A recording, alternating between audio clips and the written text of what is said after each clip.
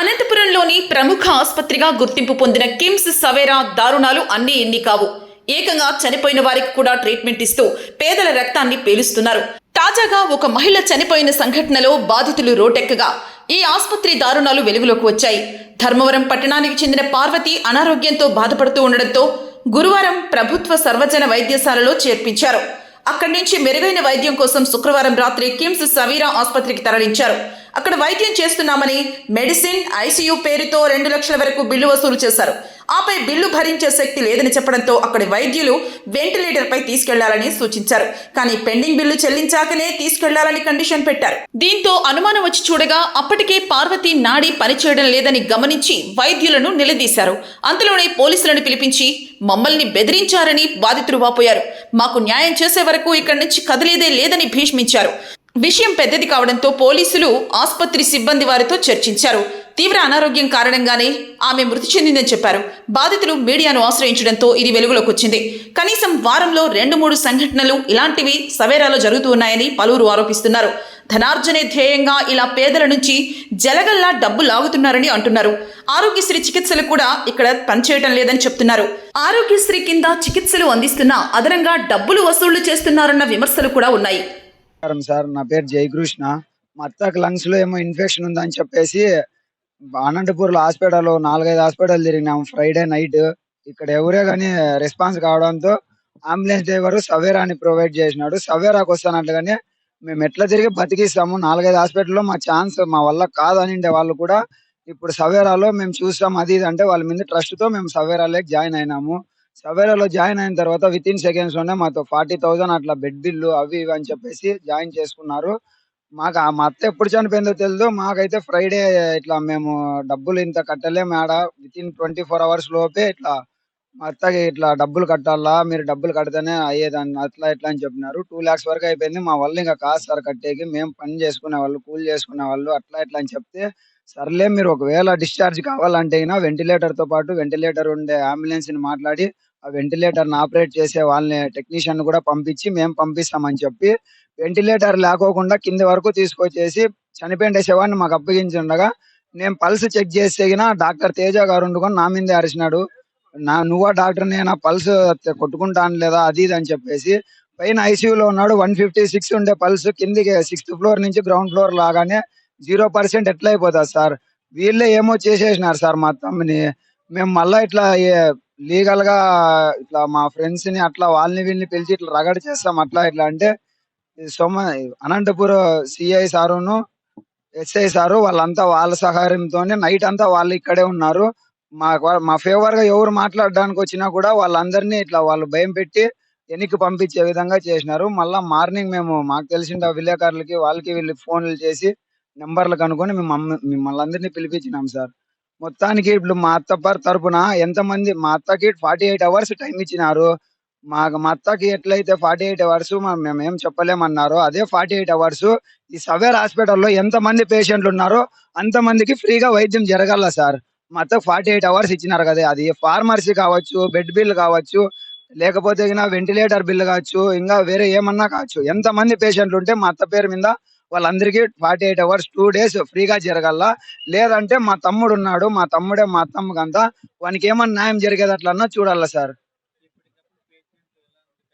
Condition మేము అడిగితే పోయి ఇప్పుడే కన్నులు తెరిచింది అట్లా ఇట్లా అని చెప్పి నర్సులు చెప్తున్నారు. టాబ్లెట్లు మేము ఫార్మసీ నుంచి పైన వరకు ఎత్తుకొని పోతే మళ్ళా మేము తెచ్చిండే డబ్బు ఫార్మసీ అన్ని మెడికల్స్ మళ్ళా కిందికి ఆ ఫార్మసీలోకి పంపించి మళ్ళా ఆఫ్టర్నూన్ మళ్ళా అవే మాకు తెమ్మని చెప్పి మళ్ళా 30,000 40,000 అట్లా బిల్ పే చేయించుకొని మళ్ళా ఈవినింగ్ అయితే మళ్ళా అవే కిందకి పంపించి అట్లా తెప్పిస్తాను. నేను ఒకసారి చూసి అడిగితే మీరు ఏం చెప్పి తేలా దానికనే మేమే తీసుకొని పోతున్నాం అని చెప్పి నర్స్ అంటారు సార్. మేమే సార్ కట్టిండేది పేమెంట్ అంతా. మేము ఇప్పుడు కట్టి ఫార్మసీలో తీసుకొని పైకి పోతాం ఇట్లా ఆమెకి మా అత్తమ్మకి చూపించడానికి. వాళ్ళు సర్లే మీరు బయటికి వెళ్ళండి అని చెప్పి మమ్మల్ని 1 minute కూడా అక్కడ ఉండనివ్వట్లేదు సార్. ఆడ మేము అట్లా అవన్నీ ఇచ్చేసి పక్కనకి వస్తేనే ఫార్మసీలో ఉండే వాళ్ళు మళ్ళీ పైకి రావడము, ఆ వేరే రూట్ నుంచి మేము తెచ్చిండే ఫార్మసీ వాడిని మళ్ళీ కిందకి తీసుకొని పోయి మళ్ళీ ఫార్మసీ రూమ్ లోనే పెట్టడం వీళ్ళంతా చేస్తున్నారు సార్. ఆడికి సవేరా మీద ఇట్లా చాలా ఫ్రాడ్ కేసులు వచ్చినాయని చెప్పినారు. కానీ ఎవరే కానీ అంతగా రియాక్ట్ కావడం లేదు. పోలీసు వాళ్ళు కూడా వాళ్ళ సపోర్టే ఉన్నారు సార్. కళ్ళకు ప్లాస్టర్లు అవి ఎందుకు వేసినారో వాళ్ళకే తెలియాలా. మేము అడిగితే గిన కళ్ళ మీద లైట్ పడతాది. అదేమవుతుంది పక్క బెడ్ కూడా సేమ్ డిసీజే. మా అత్తకి ఎట్లుండిందో అతనికి కూడా అట్లనే ఉంది. ఆ అంకుల్ ఇప్పుడు కూడా వెంటిలేటర్ తోనే ఉన్నాడు బెడ్ మీద. అతని పల్స్ కూడా మామూలు నార్మల్ స్టేజ్ లోనే 90, 100 బిలోనే ఉంది. మా అత్తకు మాత్రమే ఇట్లా చేసినారు సార్. మేము ఖాళీ ఇట్లా డిశ్చార్జ్ అయిపోతాము అట్లా ఇట్లా అనే లోపలే డాక్టర్ తేజాను ఆ నర్సు ఎవరో ఉన్నింది మా అత్తని చూసుకోవడానికి. వాళ్ళిద్దరే ఇట్లా పై నుంచి కిందకి వచ్చే లోపల ఏమో చేసినారు సార్. మాకు న్యాయం చేయాలని చెప్పి పోలీసు వాళ్ళని కోరుతున్నాము. వాళ్ళు చూస్తేనే ఇట్లా హాస్పిటల్ మేనేజ్మెంట్ కే సపోర్ట్ ఇస్తున్నారని మాకు తెలిసిపోయింది. నిన్న నైట్ నుంచి వాళ్ళు ఇక్కడనే స్టే చేసినారు. అది కాక బిల్డింగ్ ఆ సవేరా బిల్డింగ్ మేనేజర్ బాలకృష్ణ గారును, దాని తర్వాత ఇట్లా హాస్పిటల్ కి సంబంధించిన వాళ్ళ మేనేజర్ మాతో వచ్చి మాట్లాడి, మీకు ఏమన్నా అంతో ఎంతో డబ్బులు కావాల్సింటే మీరు పెట్టిండేట్టు కావాల్సింటే రిటర్న్ ఇప్పిస్తాము అది ఇది అని చెప్పడం కూడా జరిగింది. మేము దాన్ని కూడా ఇగ్నోర్ చేయడంతో వాళ్ళు పొద్దున్నే ఇట్లా మేము అంతా ఇట్లా సిపిఎం వాళ్ళని, ఇట్లా యూత్ యూనియన్స్ ని, స్టూడెంట్స్ ని అందరినీ పిలుచుకొని వచ్చి ధర్నా చేస్తాం హాస్పిటల్ ముందర. ఇది ఇప్పుడైతే కాదంట, ఇంతకు ముందు కూడా ఓ 5 టైమ్స్ అట్లా జరిగిందంట. కానీ ఎవరే గాని యాక్షన్ తీసుకోలేకపోతున్నారు. అది ఎందుకో కూడా మాకు కూడా అర్థం కావట్లేదు. ఈ సవేరా మీద ఇంత పెద్ద హాస్పిటల్ అని చెప్పేసి అందరూ బాగా చూస్తారని చెప్పేసి ఈటికి వస్తారు. ఈటికి వచ్చిన తర్వాత వీళ్ళేమో మనిషి ప్రాణాలను అడ్డం పెట్టుకొని డబ్బులు అయితే ఏ విధంగా లాగుతున్నారో మనకు అందరికీ తెలిసిందే. పోలీసులు కూడా వాళ్ళకి చాలా చాలా సహకరిస్తున్నారు. ఎలాగైనా మీడియాను కోరుతున్నాం, మాకు ఎలాగైనా సరే న్యాయం జరగాలని చెప్పేసి. ఫ్రైడే నైటే చనిపోయిందో లేకపోతే గిన ఎప్పుడు చనిపోయిందో మాకైతే తెలియదు. మొత్తానికైతే వీళ్ళంతా ఇట్లా మేము బాడీ చనిపోయిందని మాకు అనిపించి మేము ఫోటోలు తీసుకోవడానికి వెళ్తే హాస్పిటల్ వాళ్ళంతా కలిసి డాక్టర్లంతా కలిసి మా సెల్ తీసుకొని డిలీట్ చేసేసి ఫోటోలు వీడియోలు రీసైకిల్ బిన్ లో కూడా వెళ్ళి డిలీట్ చేసేసినారు సార్. చెప్పలేదు సార్ ఆడ. మేమేమనుకుంటున్నామంటే ఫ్రైడే నైట్ ఏమన్నా చనిపోయింటది, వీళ్ళూరినే చనిపోయిన శవానికి ఇట్లా ట్రీట్మెంట్ చేస్తున్నారు అట్లా ఇట్లా అని నాకు అనిపించి ఇట్లా ఫోటోలు వీడియోలు తీస్తే అప్పుడు వాళ్ళు డాక్టర్లు తీసుకొని అది వీడియోలో ఫోటోలు అన్ని డిలీట్ చేసేసినారు సార్. నమస్తే సార్. నా పేరు గాయత్రి. మాది ధర్మవరం. మేము చేనేత కార్మికులం సార్. మా అత్తమ్మ గారికి గురువారం బాలేదు సార్. హెల్త్ బాలేకపోతే గవర్నమెంట్ హాస్పిటల్‌లో అడ్మిట్ చేశాం సార్. అక్కడ అవ్వదమ్మా, మీరు వేరే హాస్పిటల్‌కి తీసుకెళ్ళండి అన్నారు. అప్పుడు నైట్ అవ్వడంతో మేము ఇక్కడే అనంతపూర్‌లోనే, కర్నూలుకి తీసుకెళ్ళలేక అనంతపూర్‌లోనే 2, 3 హాస్పిటల్స్ తిరిగాం సార్. అక్కడ ఎక్కడ అవ్వదు, కుదరదు అనేసరికి అంబులెన్స్ డ్రైవరే స్విమ్స్ హాస్పిటల్‌లో వచ్చి జాయిన్ చేశారు సార్. స్విమ్స్ హాస్పిటల్‌లో జాయిన్ చేశారు. మా అత్తగారి పేరు పార్వతి సార్.